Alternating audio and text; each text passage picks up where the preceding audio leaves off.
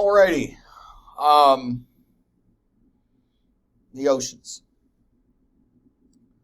So we've got oceans. We mentioned that outgassing and comets filled up our planet with water.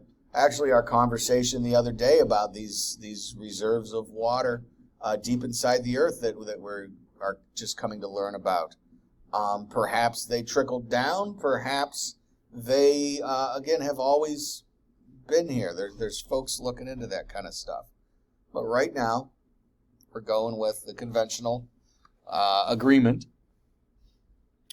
So let's think about where this stuff came from. It came from volcanoes, okay? Probably not the cleanest water. It's going to have all kinds of ash and whatnot in it. One of the things we didn't talk about, you might remember this word from earth science back in high school, is condensation nuclei.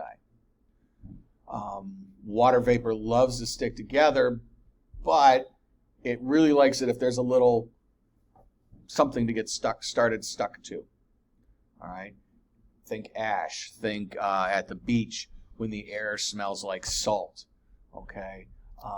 There's these little particles that are in the air, and the water vapor molecules stick to them. Well, when they then fall as rain, they bring that with them. You've heard of acid rain, of course. Okay? That's how we get acid rain. These sulfur particles come billowing out of smokestacks, and water vapor attaches to them. Exact same idea. Anyhow, not even to mention all the Gungada that's coming in with the comets, right?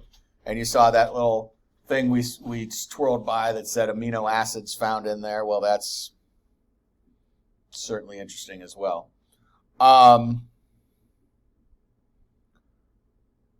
We're not going to go crazy in this conversation. This conversation could be an entire semester, if not an entire lifetime. Again, we're going to stay pretty conventional.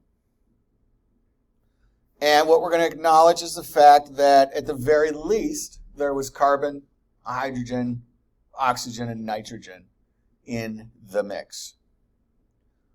Carbon, hydrogen, oxygen, and nitrogen are what we consider to be the vital components for life. There's always that clincher, as we know it, right?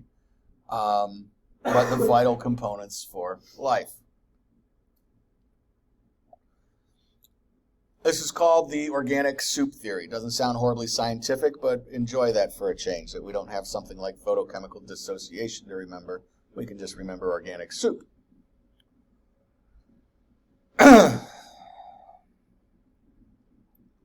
So, these two guys, they were students at the time, really. They might have been grad students, but just a couple of guys your age, basically. Back in 1952, University of Chicago, probably put up to this by some of their teachers, might have been their own idea, I don't recall. They took ocean water, well, they probably created ocean water, and put in what we believe to be, kind of the stuff you'd get out of volcanoes and whatnot. I don't think we talked about comets back then. But made sure that carbon, hydrogen, oxygen, and nitrogen were there. And picture this whole elaborate set of test tubes. You guys it's way too old of a reference, but there used to be a TV show called MASH. And you guys know MASH? I don't know. Some of you might. But one of the guys in there had a still, okay? And it was just all these beakers and baubles and tubes and heaters and so on and so forth. And he was making gin. Well, something very, very similar to that they set up. And they were trying to simulate these early circumstances. Well, they needed some sort of catalyst to get things going, so they thought about what was present back then. It's been raining for 10,000 years. What else is going on? We've got oceans. We have a shoreline. The sun is there when it's not raining. The sun probably isn't strong enough. What else? Oh, lightning. Lightning. They must maybe watched Frankenstein recently. I don't know. So they introduced a charge of, who's seen Back to the Future lately? Still another old reference. 1.21 gigawatts, however you want to say it. And they let it sit. when they came back, they had, well, not exactly a brown murky stew, but they had something definitely different than they left behind. Some amino acids, some proteins, and whatnot. All right. They did not, I want to be clear about this, they did not create life in their test tubes. What they did was create some organic compounds out of inorganic ingredients. All right. And I think we've got another slide that talks about that. No, we really don't. I used to have the word abiotic in here, and I think it was just one more vocabulary word. It was just kind of unnecessary. Okay, it wasn't alive. They did not create life. What they did do was show that the vital components could be synthesized quite naturally. All right. They repeated it again and again, make sure, they didn't have any mistakes, didn't have any contamination, so on and so forth. And this has been repeated, I'm sure, a million times since then. How we got from this to life, they're working on it. There was a really interesting article in Time magazine, of all places, 20 years ago, and I've since lost the copy of it. It did an amazing job of explaining where the most recent research was at the time. And it gets into cellular biology, which I know everybody loves, right? But you got to think back to what you remember about cells and cell walls and all the little organelles inside of there. And we literally need to go back to the first moment, and start building some organelles. Okay. Where they see this happening is in tidal pools, for lack of, it's a pretty good word for it, actually, not even for lack of a better word. We've got, areas they're small, they're self-contained. They do dry out occasionally. As it turns out, drying out is kind of important in this process because I think it was lipids. One type of lipid that they could show formed, picture like a fruit roll-up, all right? And when it's wet, it expands, and then as soon as it dries out, it curls back up. So someone was suggesting that we created these first sort of proto-cells by trapping inside of these little lipid bubbles these other ingredients and da-da-da-da-da-da. All right.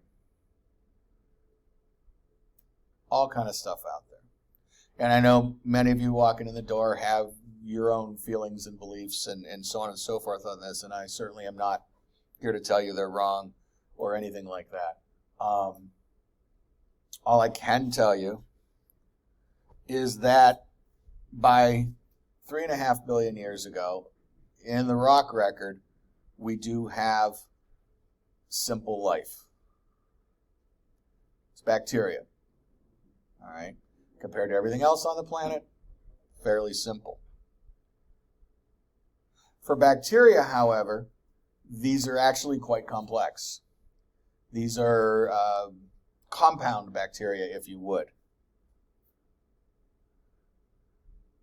Bacteria are awesome, but as you know, bacterium need to eat. These guys, cyanobacteria, blue-green bacteria, you might have heard of them, actually have their own food processing center inside of them. And again, there are 300 papers describing how that happened. In a nutshell, again, think about what you remember from one of your old biology classes. These cells just sort of absorb things, right? Well, I'm jumping ahead of my slide here, but the green in here is chlorophyll. All right. Chlorophyll is the plant equivalent of mitochondria. You guys remember mitochondria? What do? Huh? Powerhouse of the cell. They are the energy creators. Mitochondria, arguably, could live by themselves. They don't need anything because they create their own energy. Chlorophyll is the same thing. They don't need anything except the sun. As part of producing food, they produce waste, like everything does. Well, in this scenario, it just so happened that the waste that the chlorophyll produces is what the bacteria eats. So the word is symbiosis, a symbiotic relationship. We're talking a lot of biology today. I apologize. So they're actually rather complex system, even though it's just bacteria. Okay, bacteria is alive. That's why they can give you an antibiotic. It kills the bacteria. And until recently, for many years, I've been saying that's why we can't kill viruses. Well, nowadays we have antivirals. They're still really in their infancy. But viruses aren't alive, so you can't really kill them. They're like little, we all know what viruses are in computers. They're like little computer programs that go around. They can't really do anything until you put them somewhere. So, anyhow, so bacteria are alive. They were the first thing on this planet as far as we can tell, and they'll be probably the last thing on this planet. Some of you may have heard of extremophiles. Okay, these are bacteria that live inside of volcanoes. They live 1.5 miles down in ice. So while we all get super excited when they talk about finding life on other planets, this is what they're looking for. Okay, but again, we know here it started with this. So again, going back to our solar nebula theory, and we say, okay, you guys are all the same age. How come you stopped at producing bacteria, but we went all the way to us, and then some? So all kinds of neat comparative stuff we can do here. Please do not call this algae. It is not algae. We thought, when I was in school, they called it blue-green algae. It ain't. There's a whole run, and again, for those, you guys probably had, I don't have any biology majors in it, so you probably don't remember, but when you first started learning, I question if you would have had the word archaebacteria or not. They've split bacteria up rather last decade or decade and a half.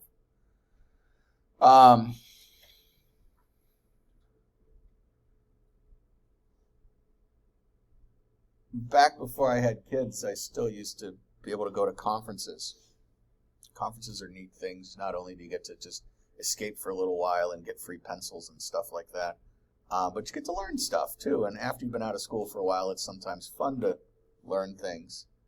So I went to this one in Springfield, Mass. Over here. It was probably National Science Teachers. I don't think it was geology, but might have been.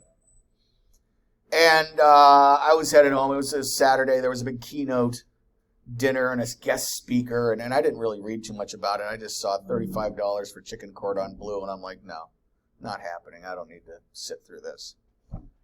But these people I was walking around with, they're like, no, you got to stay. You got to stay. It's a really great speaker.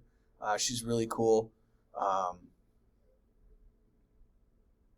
I'm like, okay, fine. Again, I didn't have kids, so I had a little spending money. I said, I'll have this wonderfully overpriced chicken cordon bleu, and we'll see. So I sat down with them at the table, and there was a handful of people there. I presumed they're teachers and stuff like that. They were a bit younger than me.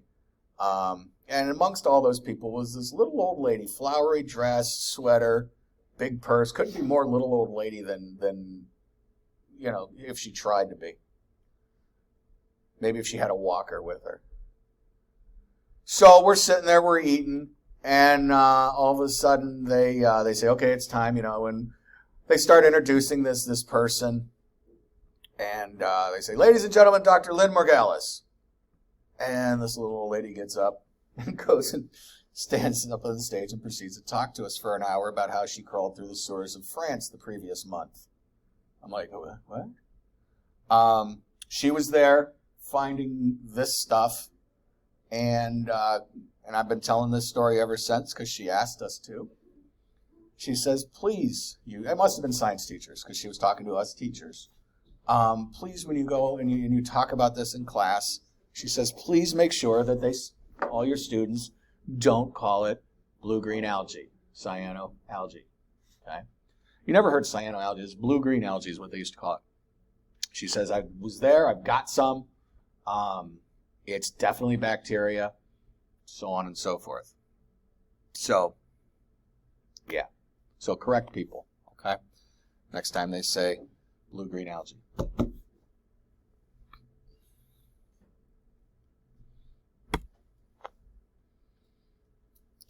That is how this all started. This picture is sideways because I wanted it to be big, and if I were to put it upright, it would have been kind of tiny. See these little curvy things? You could see them best on this side. All right. This is supposed to be facing up. So these little curves would be doming upwards. All right. What this is something called a stromatolite. And what it really is a hardened hunk of layers of mud and cyanobacteria that started growing on a rock. Picture the last time you were walking through a stream or perhaps a small lake, and every other step you slip and you curse because there's a damn green stuff over all the rocks. Okay? Now, I'm not saying that was necessarily cyanobacteria. It could have very likely been algae or moss, whatever you cursed at it as. Okay? We all have our own little colloquial terms for it.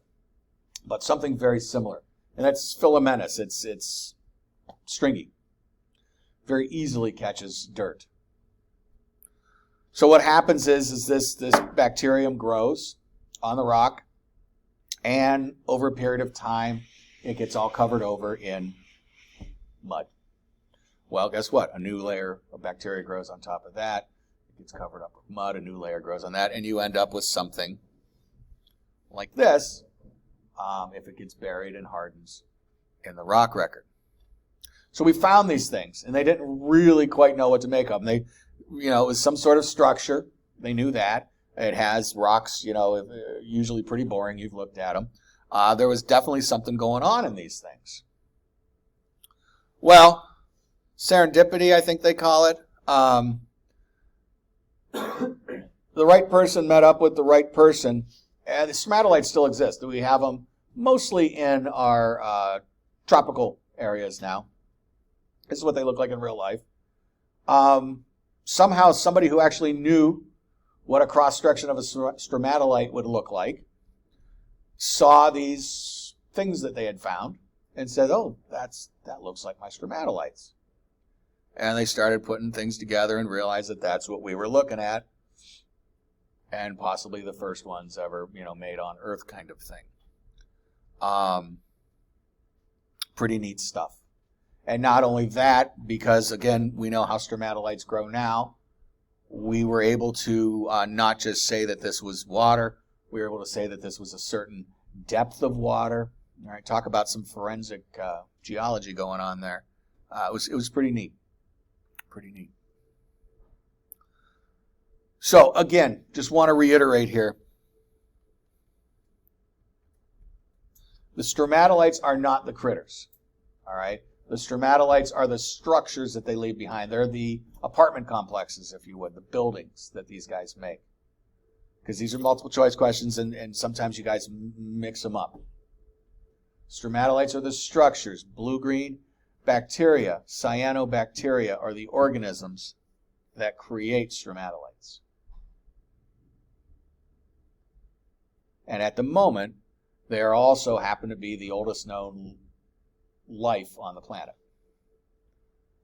at 3.5 billion years ago.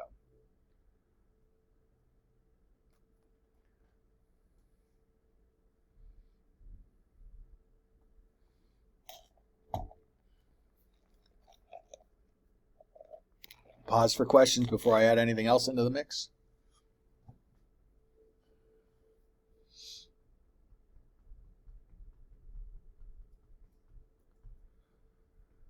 Okay.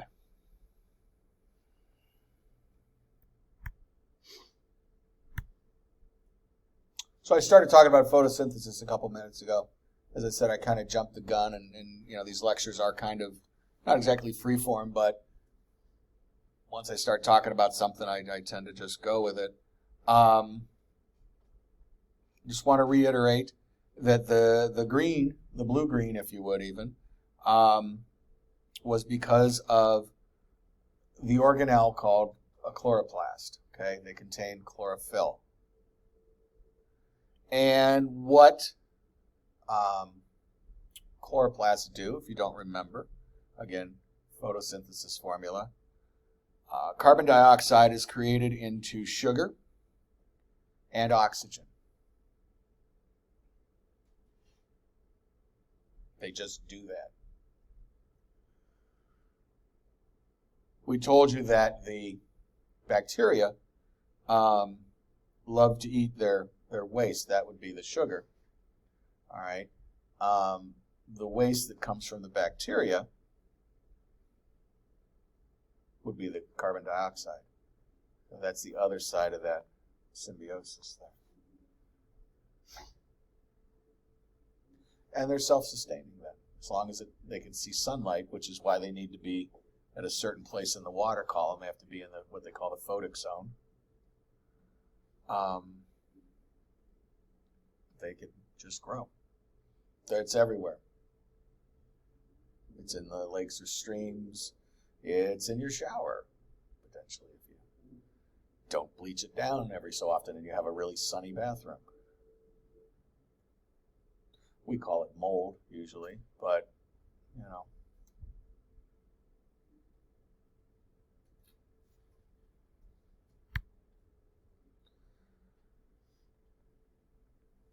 I didn't mention that anybody in that equation wanted the oxygen. The bacteria, in this case, are anaerobic. They don't want the oxygen. The chlorophyll doesn't need the oxygen. So the entire waste for that system ends up being oxygen. If you had trouble believing me when I told you it rained long enough to fill up the ocean, you're really going to have trouble now. Because what I'd like you to believe is that all of this cyanobacteria is responsible for filling up the atmosphere with free oxygen or breathable oxygen, what you know as O2. And again, it's a really long time. It's an immeasurably long time. But folks in charge of this feel that that is how it happened. If you disagree, feel free to get into this field of study and show us another way.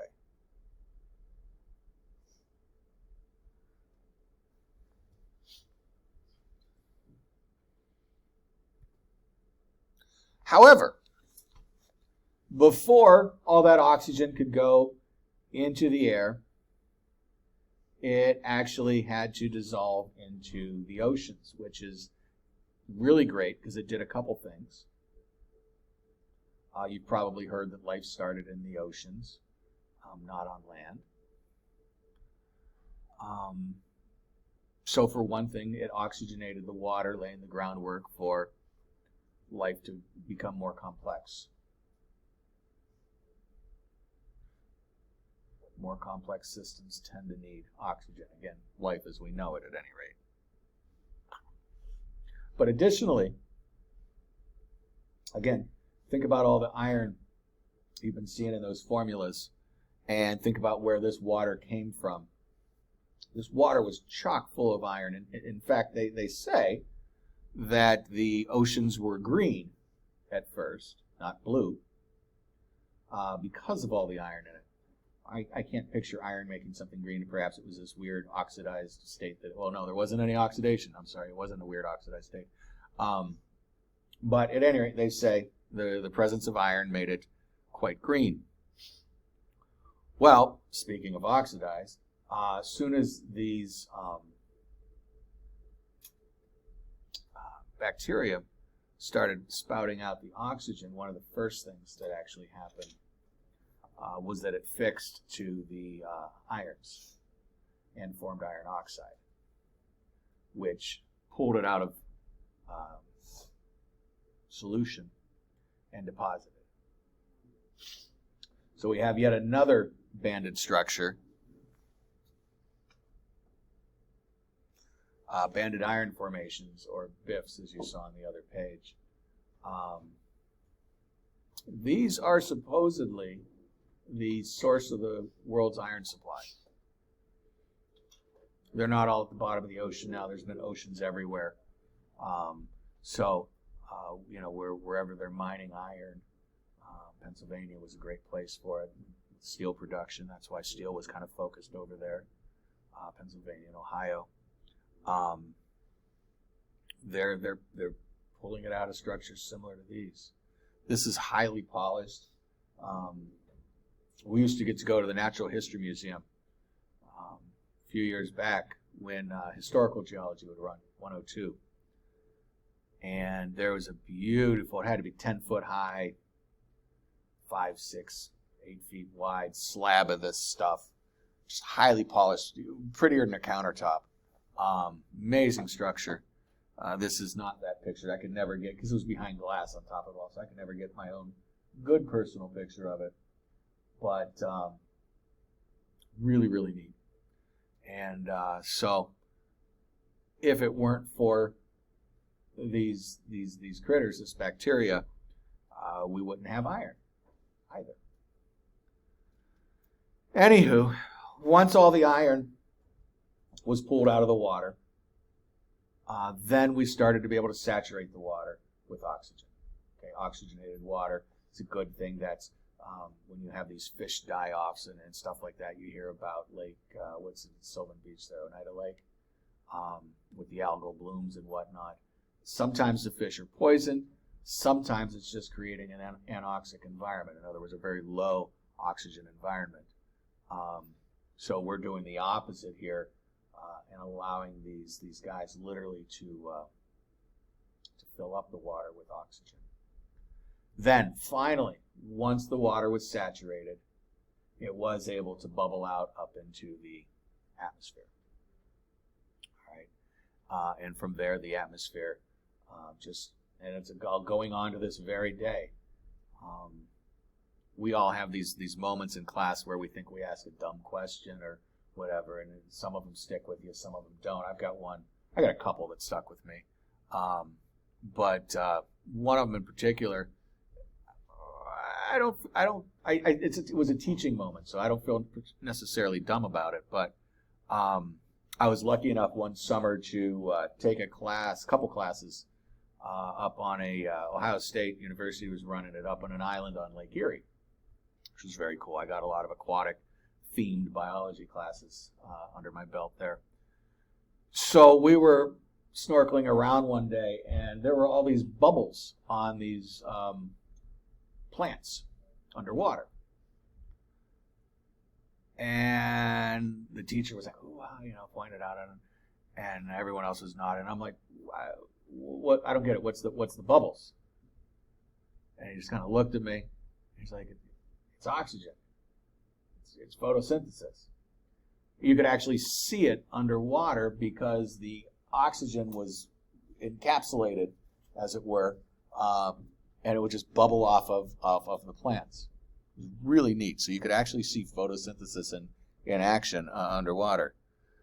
It didn't go into the water, of course, because the water is, as we said, fully saturated, full of oxygen. But so it just went up, boop, and added one little more oxygen molecule into the atmosphere. So neat stuff. Neat stuff. So our current atmosphere. And like I said, we're not going to quibble about the whole industrial age and whatnot right now. That's, that's another conversation. But here's our atmosphere. I show the bar graph not because it actually is of any scientific value, but it's really startling. We'll show you the actual numbers in a minute. Moment. And I think we started with this ways back, but we're coming fully around. All right. So that oxygen had to be set up to 21%. I'd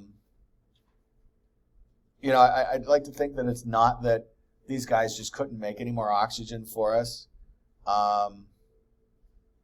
There are certainly times they've documented this through ice cores and whatnot, where we did actually have higher oxygen levels, and I don't say it was funny, but we had much higher instances of forest fires back then because things were able to spark so much easier. And again, how they could tell all that from ice samples is getting mind-boggling. But you look at other records too. You can look in the rock record and see these ash layers and whatnot. But for the most part, the oxygen is stayed right around 21%. Again, you're primarily nitrogen breathers. You got a little bit of argon in there, some carbon dioxide, and other. In and amongst other, some of you will be happy to know, is everyone's friend, nitrous oxide. All right. So if you're feeling particularly giddy one day, maybe the nitrous levels are slightly higher in your area than they usually are. But there's a wide variety of things in there other than that. So I told you I like to back up and take a holistic approach, and I think we've probably accomplished that. Again, probably more than most of you wanted to. But we started 4 lectures ago-ish, 6 lectures ago, talking about our atmosphere and what's there. And we talked a little bit about this, that, and the other thing along the way. And then we went all the way back, created an Earth, and then created the atmosphere, bringing us back to, like I said, more or less the opening slide. So I'd call that mission accomplished, especially if I left you with a handful of questions. All right? If we got you thinking. And there were a couple times hands went up during this conversation, and that's great. But as I said, feel free always to email me if you don't want to ask in class. You folks at home, you more or less have to email me. But if this, tangentially brings up other conversations, I'm typically more than happy to talk about it. Because there's a few things that we don't really get into, but otherwise. So, again, questions? Hold on one second then.